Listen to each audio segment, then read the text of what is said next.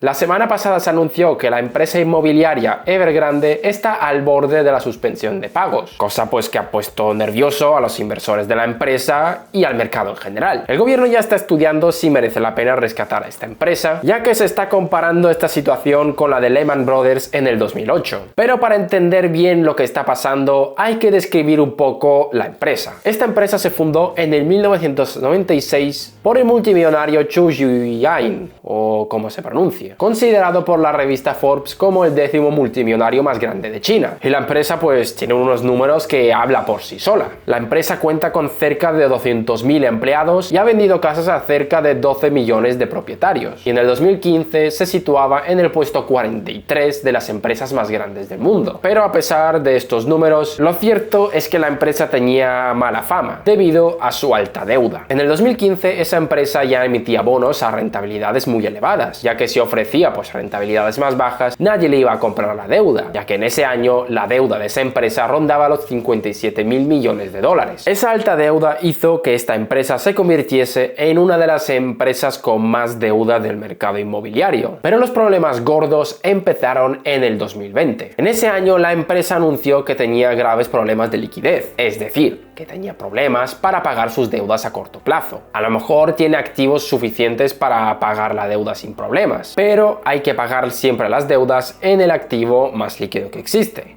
el dinero. En septiembre de ese año salió a la luz que la empresa tenía pues problemas para pagar las deudas, cosa que hizo aumentar mucho la presión que había sobre esa empresa. Inmediatamente la empresa comenzó a realizar toda una serie de reformas para intentar recuperar la confianza de los mercados. Quiso poner en marcha un ambicioso proyecto para reducir su deuda a la mitad en el año 2023 y también poniendo en venta un montón de propiedades y otros negocios que tenía. Pero todas estas acciones no fueron suficientes, o se realizaron demasiado tarde, mejor dicho. La credibilidad seguía cayendo y la deuda seguía aumentando, y las agencias de calificación seguían empeorando las valoraciones de sus bonos. Y todo esto pues genera una bola de nieve que nos lleva a la actualidad, donde la empresa ya cuenta con una deuda de 300.000 millones de dólares, que si queréis ponerlo en perspectiva, el PIB de Argentina en el 2020 era de unos 300.000 millones de dólares. Es decir, una sola empresa tenía una deuda equivalente al PIB de Argentina. Una locura, vamos. Que de forma correcta, alguien ahora mismo se estará preguntando, ¿y qué más da que quiebre una sola empresa? Pues la respuesta tiene un nombre, y es Lehman Brothers.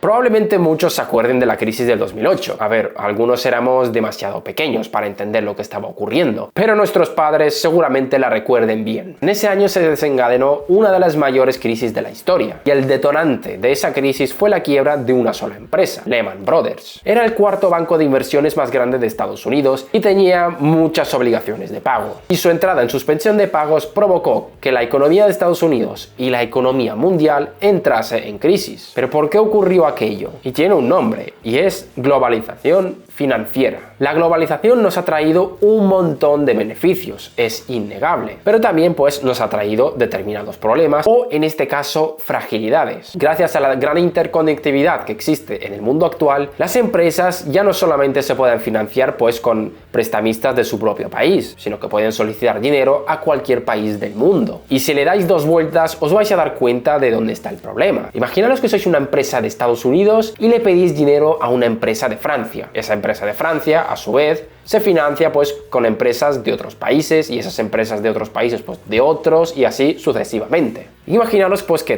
todas las empresas son responsables financieramente excepto la de Estados Unidos. Y de pronto esa empresa de Estados Unidos le dice a la francesa, oye, lo siento, no te puedo pagar. Esa empresa francesa se queda sin parte de sus ingresos, que a lo mejor necesitaba de esos ingresos para pagar las deudas que tenía con otras empresas. Que luego esas empresas también se quedan sin ingresos y así pues sucesivamente, haciendo que la caída de una sola empresa provoca que la economía en general se vaya a tomar por culo. Perdonadme por la expresión. Y a ver, para que esto pase también la empresa tiene que ser de un tamaño considerable. Evidentemente que si quiebra el panadero de tu barrio no va a pasar nada. Este tipo tipo de empresas tienen un nombre bastante concreto. En inglés es too big to fall, que la traducción sería pues demasiado grande para caer. Se las llama así porque se cree que es menos dañino rescatar a esa empresa a dejar que quiebre, ya que el agujero fiscal que dejaría esa empresa en caso de quebrar provocaría que la crisis fuera aún mayor. Eso fue lo que pasó a grosso modo con Lehman Brothers, y se teme que ocurra lo mismo con la empresa Evergrande. Estamos hablando de una empresa que, como hemos dicho, genera 200.000 empleos, más 1,8 millones de empleos indirectos. Es decir, que gracias a que exista esa empresa, pueden haber empleos en otros sitios. Por tanto, una caída de esa empresa provocaría, primero, una destrucción masiva de empleo, pero no solo eso, muchísimas empresas e instituciones verían como muchos de sus activos pues se esfumarían, pudiendo generar el efecto dominó que hemos descrito anteriormente. No solo eso, puede caer la confianza en el sector inmobiliario en general. Vale, esta empresa en concreto pues tiene problemas, pero los inversores podrían pensar, oye, ¿y si el resto de empresas del sector están igual? Por si acaso, pues dejo de invertir. O empiezo a exigir mis deudas. Que por ejemplo, la cotización del sector inmobiliario en Hong Kong cayó este lunes, el lunes de la semana en la que se está grabando esto, en un 6,6%. Y hay el peligro de que esa caída se traslade a Wall Street, que se prevé que va a abrir el mercado a la baja. El movimiento clave va a ser la decisión del gobierno chino, de si piensa rescatar a esa empresa o simplemente dejarla caer. Está en el dilema de saber si esta empresa es demasiado grande para caer, y de serlo, pues tener que rescatarlo con dinero público o emisión monetaria, que por cierto,